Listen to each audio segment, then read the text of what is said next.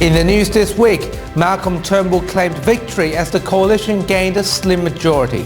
Plus, animal advocates expressed dismay over government's failure to ban greyhound racing in WA. And on Western Perspective, calling it a day, retiring Deputy Premier and Health Minister Kim Hames opens up about the state government, Elizabeth Key and life after politics. This is the Evening News with Ivan Lung and Daniel Stanisgard. Good evening. Malcolm Turnbull retained the Prime Minister top job as the coalition is on track to gain a slim majority. Meanwhile, Pauline Hanson's anti-Muslim comments sparked another wave of criticism from local community leaders. A long campaign and a victor has emerged 8 days after Election Day. It is clear that Mr Turnbull and his coalition will form a government. Malcolm Turnbull to continue as Prime Minister after Labor leader Bill Shorten conceded defeat. So I have spoken to Mr Turnbull early this afternoon to congratulate him and Lucy and to wish them my very best. With 66 seats in hand, Mr Shorten believed a Labor government wasn't possible, making the call to Malcolm Turnbull. Earlier today, Bill Shorten called me and congratulated me. But despite admitting a Labor loss, he pledged to work with the PM to make Parliament work.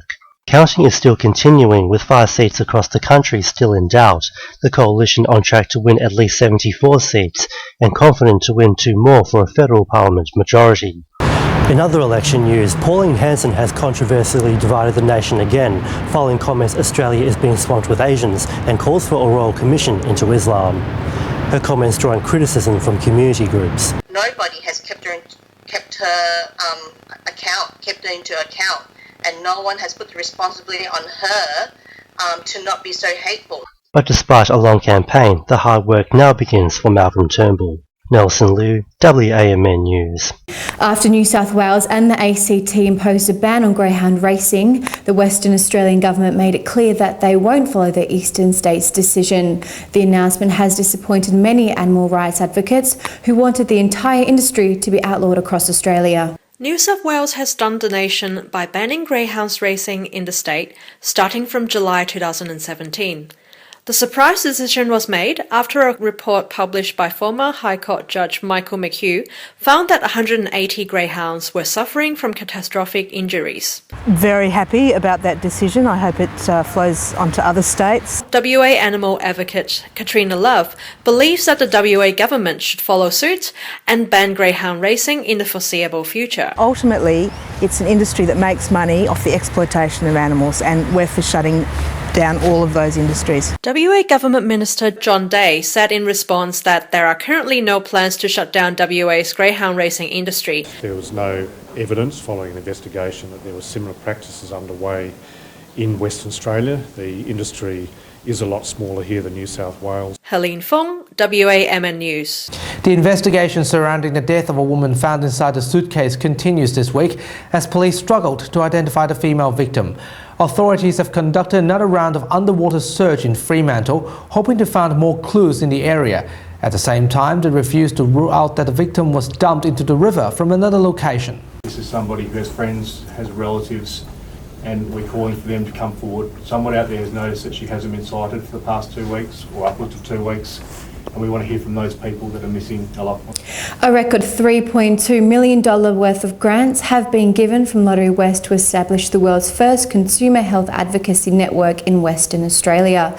The network will connect universities, hospitals and medical institutes to improve health research.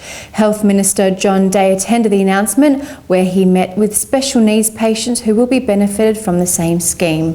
$3.2 million will be of great benefit in assisting a consumer advocacy network in relation to health research in Western Australia. It allows the researchers to have experience from people who are living it every day, and so that the research is more relevant. In America, the attacker involved in the Dallas sniper attack was killed after a bomb was detonated. At least 5 officers were also killed during the protest against police violence. The lone suspect said he was upset about the latest police shootings and he wants to kill Caucasian officers, according to the police chief. US President Barack Obama has condemned the attacks. All of us as Americans should be troubled by these shootings, because these are not isolated incidents. They're symptomatic of a broader set of racial disparities that exist in our criminal justice system. Britain is set to have a female Prime Minister after Education Secretary Michael Gove was eliminated from the Conservatives' leadership race. Home Secretary Theresa May and Andrea Leadsom won the second round after securing 199 and 84 votes.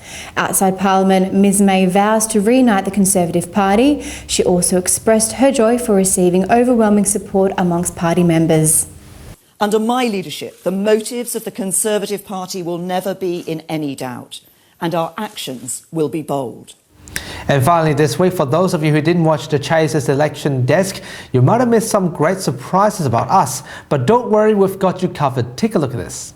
At every polling booth, you don't want to miss the arrival of an important candidate. We've got some live shots of Julie Bishop casting her vote over in WA. They're, of course, 2 hours behind the East Coast, but that's not her.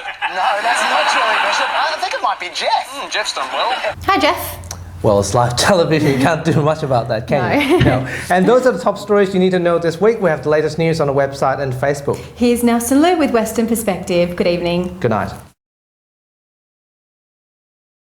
Thanks, Ivan and Danielle. Hello and welcome to Western Perspective. I'm Nelson Liu.